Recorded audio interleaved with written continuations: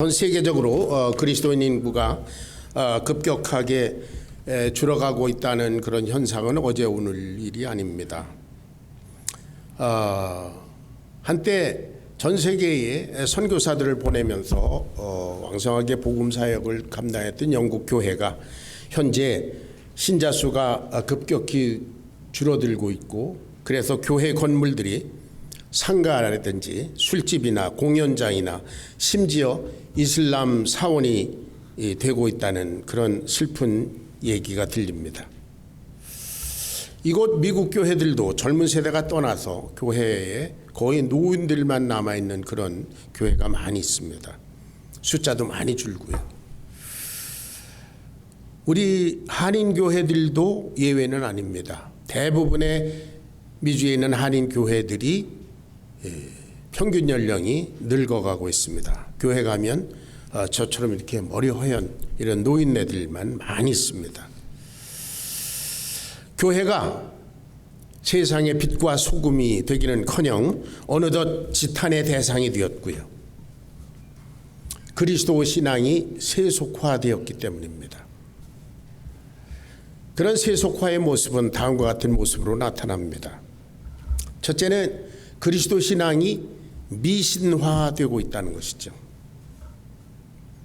이것은 하나님의 말씀을 자기 나름대로 해석하고 나름대로 적용하고, 그리고 하나님의 말씀을 자기의 소원과 목적을 성취하는 데 도구로 이용하는 그런 분위기 때문입니다. 하나님의 말씀은 우리가 그 속에 들어가서 절대 순종하는 것이지 내가 필요한 대로 여기서 꺼내다가 쓰는 것이 아닙니다. 그리고 성경 말씀에 대한 순종의 정도를 자기가 결정합니다. 내가 여기까지만 순종하겠다. 이 정도만 헌신하겠다. 그것이 세속화의 한 모습입니다. 그 다음에 그리스도 신앙이 물량화되었다는 것입니다. 이 세상 풍조를 따라서 우리 신앙 자체를, 신앙생활, 교회, 이 모든 것들을 물량적으로 평가하려고 합니다.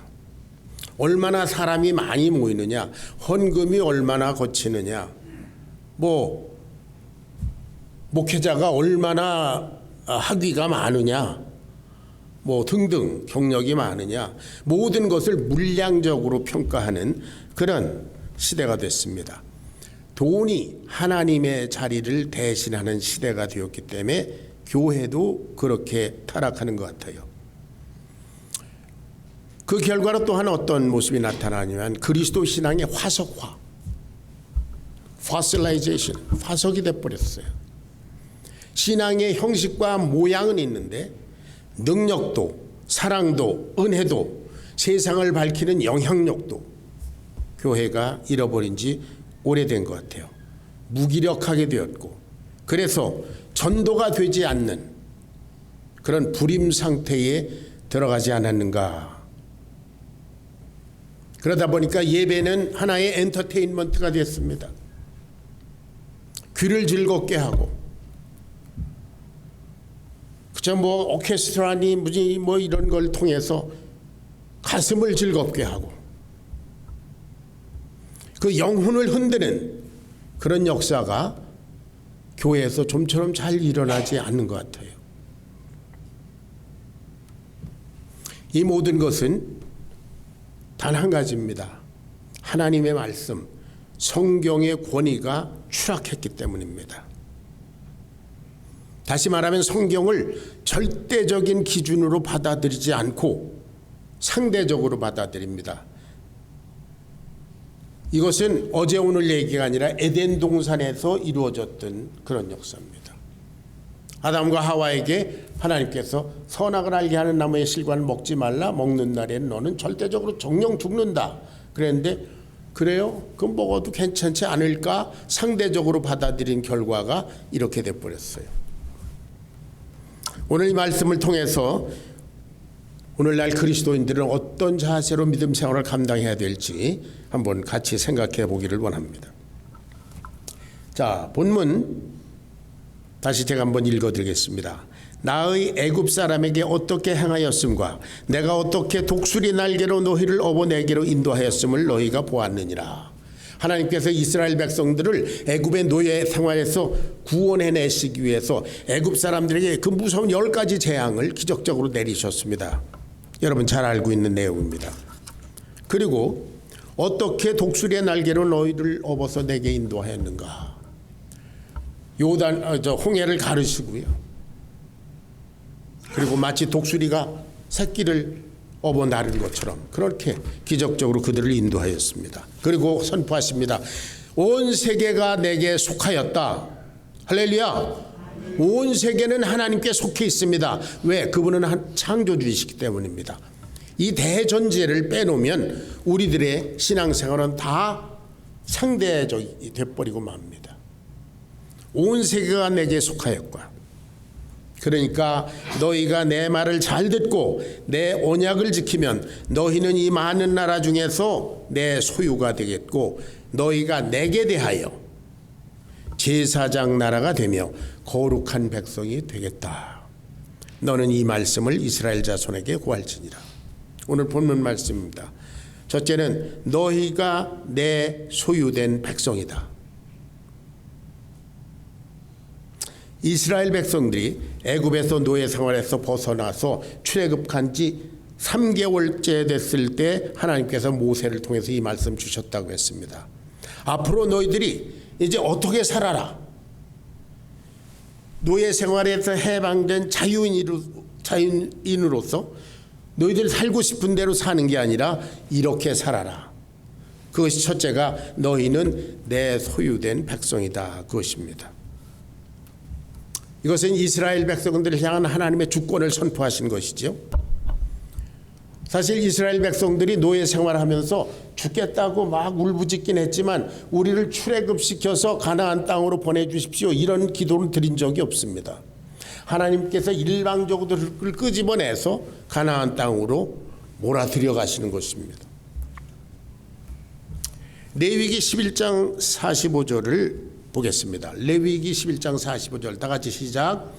나는 너희의 하나님이 되려고 너희를 애굽 땅에서 인도하여 낸 여호와라. 내가 거룩하니 너희도 거룩할지니라. 애굽에서 나와서 자유인이 된 것은 거듭 말씀드리지만 자 우린 자유다 이제 내 멋대로 살자가 아니라 하나님의 백성답게 하나님이 거룩하신 것 같이 거룩하게 사는 것입니다. 그렇게 하시려고 하나님이 그들을 끄집어내셨어요. 이것은 하나님께서 창세기 12장에서 아브라함에게 이스라엘의 조상인 아브라함에게 두셨던 그런 하나님의 섭리의 결과입니다.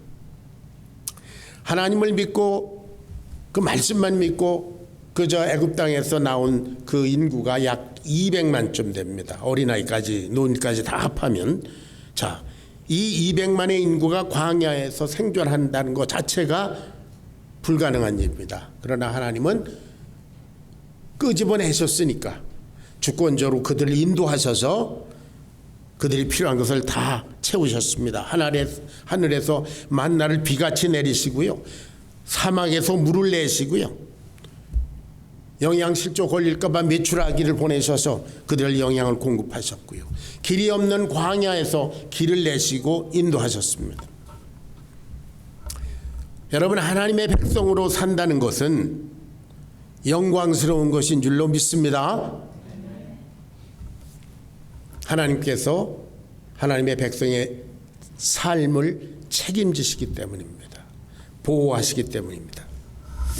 그런데 문제는 이스라엘 백성들은 가는 곳곳마다 그 이민족들하고 잘 섞이고 그래가지고 그들과 결혼도 하고 그들의 삶을 흉내내고 그들이 믿는 우상 종교를 다 수용하고 그렇게 변질이 돼버렸어요. 그래서 하나님께서 나는 너희 하나님이 되려고 너를 애굽 땅에서 인도하는 여호와라. 내가 거룩하니 너도 거룩하라. 거룩하다는 말은 구별되라 이런 뜻인데요. 너희는 내 백성이기 때문에 구별되라 그런 건데 이게 다 섞여버렸어요.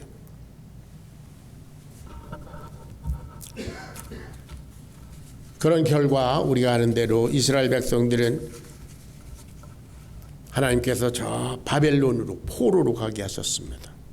그런 형벌을 받았습니다. 그런데 실은 이것은 이스라엘을 바벨론이라고 하는 용광로에다 쳐넣어서 다 태우고, 그래서 정금과 같이 그들의 정체성을 회복하게 하고자 하는 하나님의 사랑의 또 다른 표현인 줄로 믿습니다. 그들 타락하게 내버려 두시지 않고 그들이 하나님의 백성으로서 정체성을 회복하도록 용광로에다 넣었다 꺼냈습니다. 정금과 같이 만드시려는 하나님의 계획입니다. 자, 베드로전서 2장 9절, 이건 우리 암송 구절이죠. 다 같이 시작. 오직 너희는 택하신 족속이요 왕같은 제사장들이요 거룩한 나라요 그의 소유된 백성이라. 하나님께서 베드로 사도를 통해서 저와 여러분, 오늘날 그리스도인들이 하나님의 소유된 백성이다 그랬습니다. 아멘. 우리는 하나님의 소유인 줄로 믿습니다. 구약시대 하나님이 이스라엘 백성을 애굽의 노예 생활로부터 구원하셔서 당신의 친백성 삼으신 그 하나님이 오늘날 죄 가운데 마귀의 노예가 되어서 살던 저와 여러분을 거기서 건져내서 그리스도 예수의 십자가의 은혜로 건져내셔서 너는 이제부터 내 백성이다. 할렐루야. 그렇게 하셨어요. 너희는 내 소유된 백성이다. 디도서 2장 14절 15절을 같이 봉독합니다. 너희는 마귀에게 노예가 되었다가 이제는 해방되었다. 죄로부터 해방되었다. 그럼 우리 멋대로 살 거냐?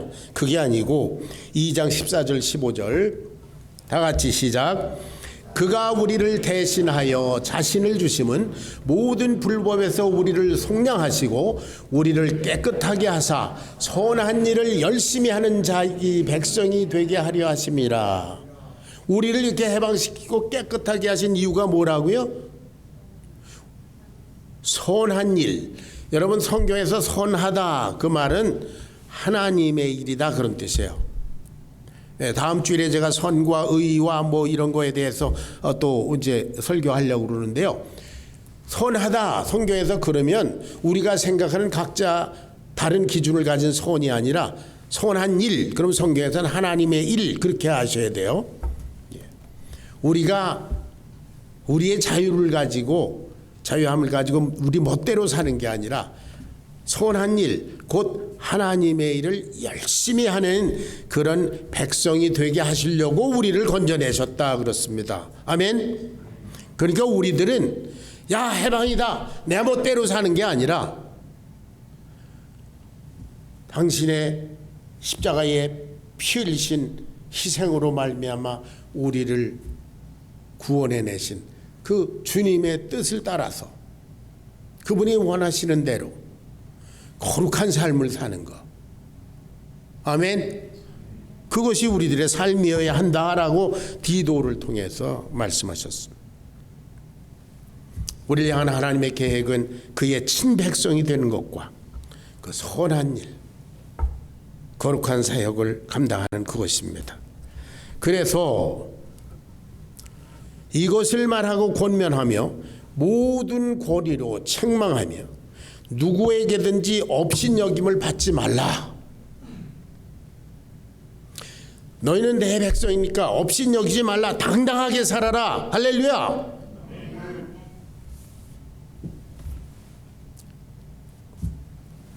고린도전서 6장 19절 20절을 같이 봉독해 보겠습니다. 다 같이 시작.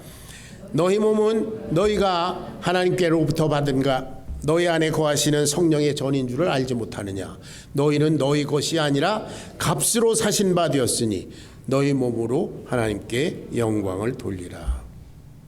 예수님의 피값을 주고 사신 바 된 그런 우리들입니다. 예수님의 피값을 치르고 사셨으니까 우리들은 예수님의 소유가 된 줄로 믿습니다. 그러니까 예수님이 원하시는 게 뭐예요? 그분의 영광을 돌려드리는 삶입니다. 그것이 이스라엘을 구원하신 하나님의 뜻, 우리를 죄 가운데서 구원하신 하나님의 뜻, 동일한 역사입니다. 우리가 하나님의 소유된 백성이기 때문입니다. 자, 두 번째, 너희는 뭐라고요? 하나님의 제사장이다. 이스라엘 백성들에게 그렇게 말했습니다. 하나님께서 너희는 내게 대하여 제사장 나라가 되겠다. 그리고 베드로전서 2장 9절에 보니까 우리는 왕같은 제사장들이다, 그렇게 선포하셨어요. 제사장은 뭐 하는 사람입니까? 죄인들, 백성들을 대표해서 하나님께 나아가는 사람이 제사장입니다. 그런 사명을 가진 사람입니다.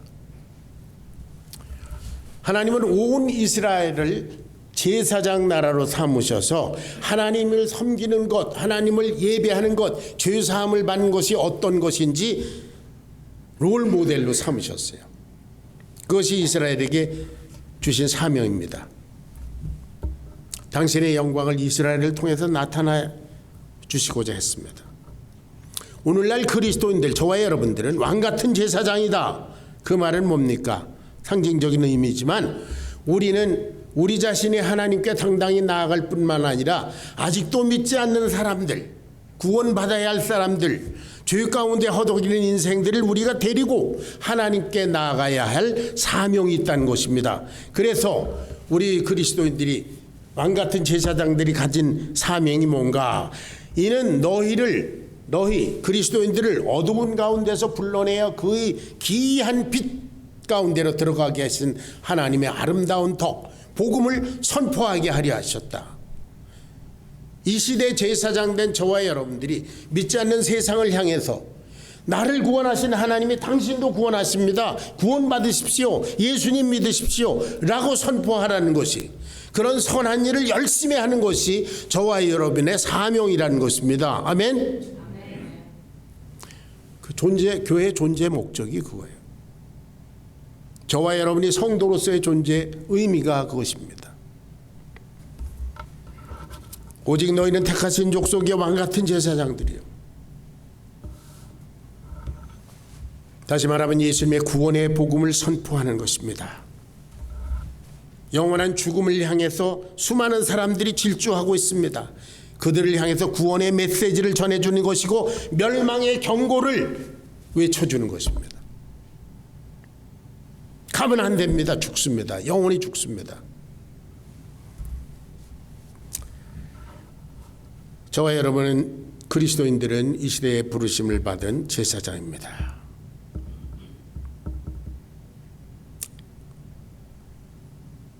그래서 구약시대의 제사장들이 거룩하게 구별되었던 것처럼 저와 여러분이 이 세상에서 구별된 모습으로 살아가야 합니다. 오늘날 우리 그리스도인들에게 이런 사명이 있습니다. 여러분, 제사장은 구약시대 성전에서 제사드린 제사장은 어땠을까요? 백성을 대표해서 제사를 드리는 사람이니까 가장 두드러지게 나타났겠지요. 제사장이 어디 그 성전 구석에 숨어 있었겠습니까?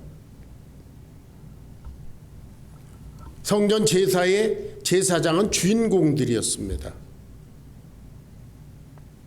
저와 여러분 그리스도인들을 향해서 오직 너희는 택하신 족속의 왕같은 제사장들이라 그랬습니다. 아멘.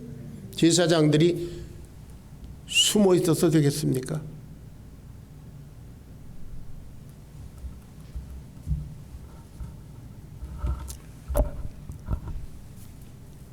어떤 사람이 주일이 됐는데 자기 어머니한테 그랬대요. 어머니, 난 오늘 교회 안 갈랍니다. 그랬. 어머니가, 야, 넌 교회 꼭 가야 돼. 내가 왜 꼭 교회를 가야 합니까? 너는 목사잖아.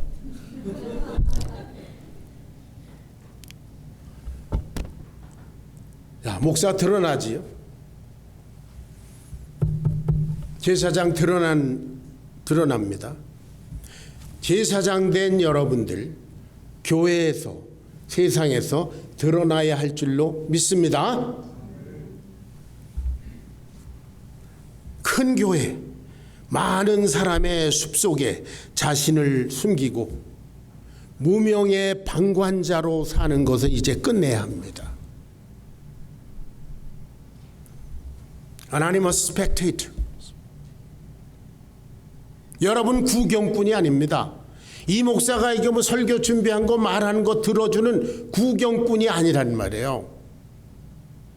저는 이 말씀을 통해서 여러분들이 제사장인지라 여러분의 삶이 드러나고 여러분을 통해서 하나님의 영광이 드러나고 여러분이 입을 열어서 전도해서 믿지 않는 자들을 구원받고 할렐루야, 여러분들이 그런 사명이 있다는 것을 전해주는 저는 메신저에 불과합니다. 여러분이 예배자요, 여러분이 신앙생활 예배의 주체들입니다. 주인공입니다. 여러분 세상에서도 여러분 무엇을 하든지 어디 가든지 두각을 나타내려고 드러내려고 그러잖아요. 그런데 왜 교회에 와서는 숨어 있으려고 합니까? 뭐가 그렇게 지은 죄가 많아서? 예수 그리스도 하나님의 아들이 저와 여러분의 죄를 몽땅 가지고 과거 현재 미래의 죄까지 가지고 십자가에서 다 해결하셨는데 뭐가 겁나서 숨어 있습니까?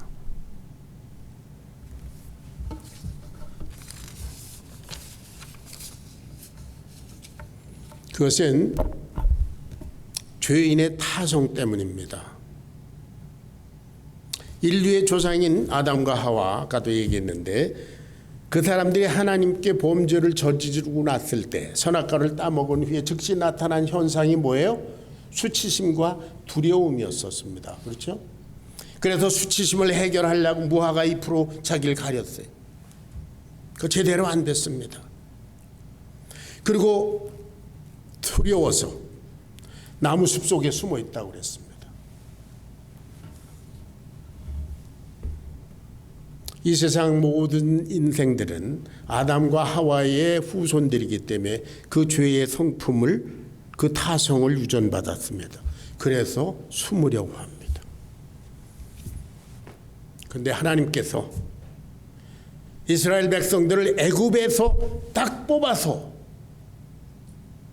가나안 땅에다 심어놓은 것처럼 저와 여러분을 죄 가운데 깊이 묻혀 있었을 때 딱 하나하나 뽑아서 교회에다가 심어놓으신 줄로 믿습니다.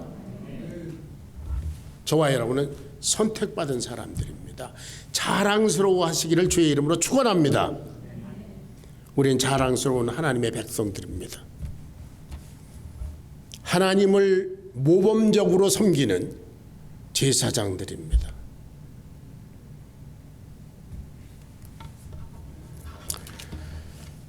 자, 그런데 이 세상에 많은 사람들이 자기 인생의 주인이 자기라고 자기 자신이라고 그렇게 생각하고 살고 있습니다. 내 인생은 내 거다. 내가 주인이다. 하나님은 나는 네 하나님이요 너는 내 소유된 백성이다. 그런데 나는 하나님의 소유된 백성 싫습니다. 나는 내가 주인 되어서 살고 싶습니다.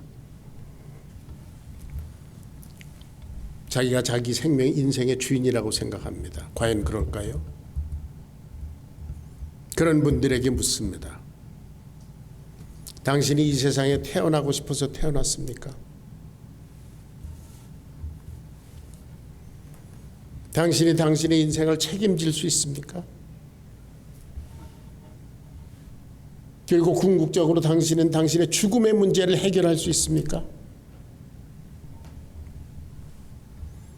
셋 다 아니잖아요. 그것이 당신이 당신의 인생의 주인이 아니라는 증거입니다. 여러분은 여러분의 인생을 책임질 수가 없습니다.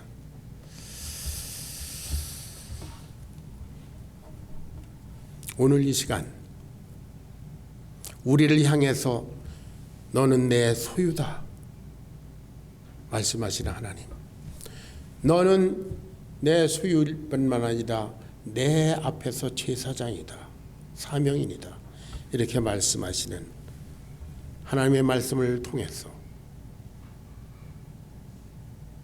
내 인생의 주인이 누구인가? 나는 정말 하나님께 속한 하나님의 소유된 백성인가? 나는 하나님 앞에 제사장으로 서 있는가?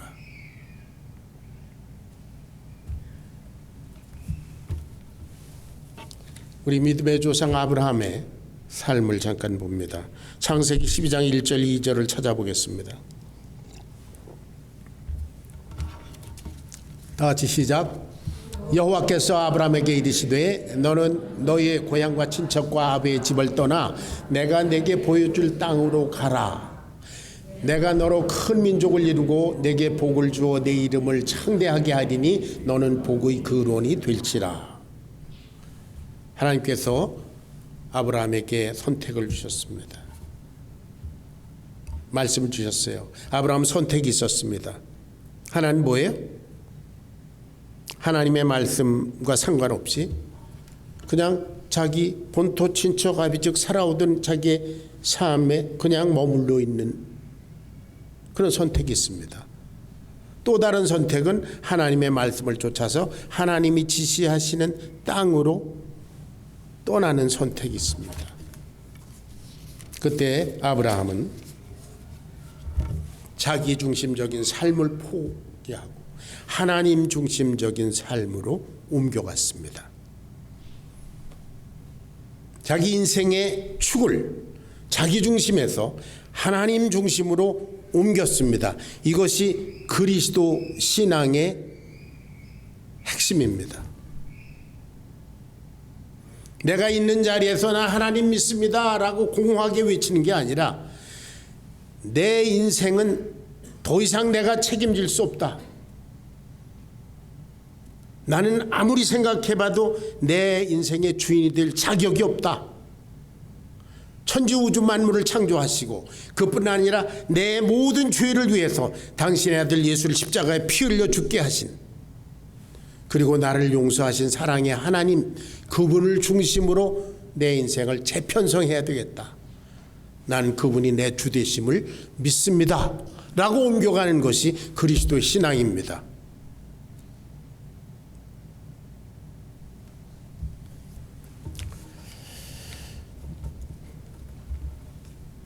본문 19장 5절 한번 같이 읽습니다. 다 같이 시작. 세계가 다 내게 속하였나니 너희가 내 말을 잘 듣고 내 언약을 지키면 너희는 모든 민족 중에서 내 소유가 되겠고. 기억해 두십시오. 내 말을 잘 듣고 순종하고 내 말을 지키면 하나님의 말씀, 하나님의 말씀에 따라 순종하면, 여러분, 하나님은 창조주이십니다. 그분은 온 우주의 주권자이시며 영원부터 영원까지 통치하시는 분이십니다.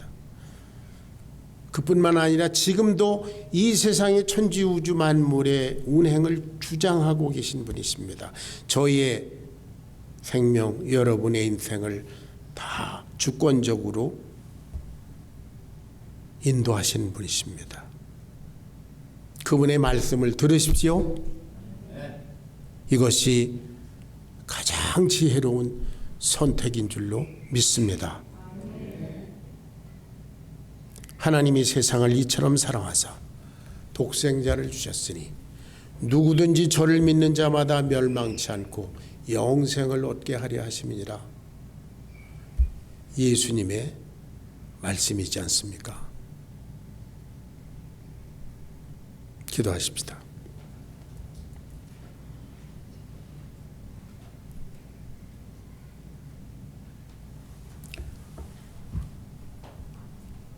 우리가 감당할 수 없는 죄로 말미암아 영원한 멸망의 저주를 받을 수밖에 없는 인생들인데, 하나님의 주권적인 역사, 그 놀라우신 사랑으로 말미암아 우리 죄를 용서하시고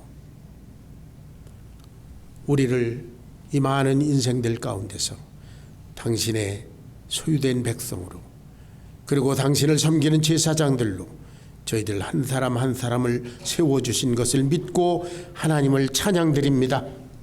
이제 저희들의 남은 생애는 하나님을 영화롭게 해드리고 그야말로 우리를 불러주신 우리 주님의 그 고귀하신 뜻을 쫓아서 승리하는 믿음의 삶을 감당할 수 있게 되기를 간절히 기도합니다. 하나님의 영이 저희들 지배하시고 우리들 인도하셔서 이 일을 이루실 줄로 믿습니다. 주님 감사합니다. 예수님의 거룩하신 이름 받들어 간절히 기도하옵나이다. 아멘.